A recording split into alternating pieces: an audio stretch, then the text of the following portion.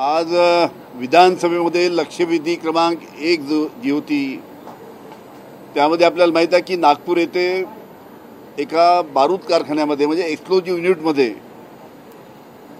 13 जूनला स्फोट होऊन 9 कामगार मृत्युमुखी पडलेत। याच्या बाबतीतली लक्षवेधी आज होती आणि या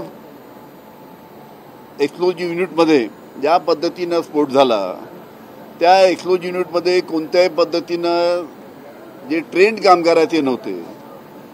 अशा एक्सप्लोजिव्ह युनिटमध्ये कोणत्या पद्धतीनं इलेक्ट्रिक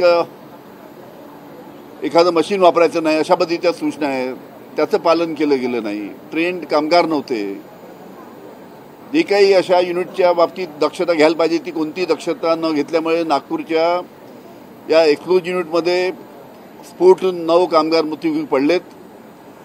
आणि याच्यातले जेव्हा दवाखान्यामध्ये जेव्हा यांना नेण्यात आलं होतं, एक डॉक्टर दंदे हॉस्पिटल आणि डॉक्टर सेनगुप्ता हॉस्पिटल, आणि त्या ठिकाणी नेण्यात आल्यानंतर डॉक्टर दंदे हॉस्पिटलमध्ये अतिशय चांगली ट्रीटमेंट झाली, पण सेनगुप्ता हॉस्पिटल होते त्या ठिकाणी हे कामगाराला उपचारासाठी नेल्यानंतर त्या ठिकाणी जोपर्यंत पैसे भरत नाही तोपर्यंत आम्ही त्या कामगारावर उपचार करणार नाही अशा पद्धतीचा भूमिका सेनगुप्ता हॉस्पिटलमध्ये घेतली। त्या बिचाऱ्यांनी 2000 रुपये कुठून जमवून आणले, त्या निमित्तानं तिथे पैसे भरलेत, पण अशा पद्धतीनं ही अतिशय संवेदनशील अशी बाब आहे। यामध्ये आम्ही राज्य शासनाला विनंती केली होती की यामध्ये प्रत्येक कामगाराला राज्य शासनाच्या माध्यमातून 25 लाख रुपये त्यांच्या परिवाराला मिळायला पाहिजे। पण अतिशय दुःखाची गोष्ट आहे की फक्त राज्य शासनाने पहिल्यांदा 5 लाख रुपये देऊन सांगितलं आणि 5 लाखाचे फक्त 10 लाख रुपये एका परिवाराला फक्त राज्य शासनाच्या माध्यमातून दिले।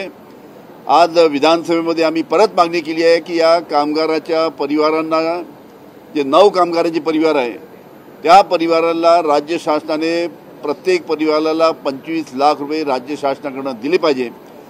याच्यासाठी आम्ही आग्रहाची भूमिका आज विधानसभेमध्ये लक्षवेधी सूचनेच्या वेळेस घेतली। इसमें मैं ये जानना चाहूँगा कि सरकार अब जिनकी मृत्यु हुई उनको पैसे दे रही है, पर क्या कहीं ना कहीं अगर अच्छे सिक्योरिटी मेजर्स लिए होते तो ये जो पैसा लोगों के मृत्यु में देना पड़ रहा है ये लोक कल्याण में यूज हो सकता था। बिल्कुल, हमने हाउस में यही बात रखी कि जो हिसाब से सेफ्टी मेजर्स ऐसे एक्सक्लूसिव यूनिट पे रखना चाहिए वो कोई भी सेफ्टी मेजर वहाँ पे रखे नहीं गए, कोई भी ध्यान नहीं दिया गया। ना वहाँ पे जो तुम्हारा सेंट्रल गवर्नमेंट का एक्सक्लूसिव डिपार्टमेंट है उनके तरफ से विजिट होना चाहिए, उनकी विजिट नहीं। कामगार विभाग है उनकी विजिट नहीं, फायर विभाग की विजिट नहीं, पोल्यूशन डिपार्टमेंट की विजिट नहीं। इस प्रकार से जो भी कंसर्न डिपार्टमेंट है उन्होंने साल में 2-3 बार जाके विजिट करना चाहिए। जो भी खामी यहाँ पे उसको दुरुस्त करने के लिए उन्होंने सूचना देना चाहिए, लेकिन ये खामियाँ ये यूनिट में दूर नहीं की गई करके इस प्रकार से घटना घटी है। सर आखिरी चीज़ एक पूछना चाहूँगा कि क्या हमारी सरकार ऐसे काम कर रही है कि जब तक कोई अपघात ना हो जाए तब तक उस पर कोई एक्शन नहीं लिया जाएगा? बिल्कुल, आपने सही फरमाया, ऐसे ही काम कर दिया। और अपघात होने के बाद भी जिस हिसाब से मदद करना चाहिए इस प्रकार से मदद भी राज्य शासन कामगारों को करती नहीं है।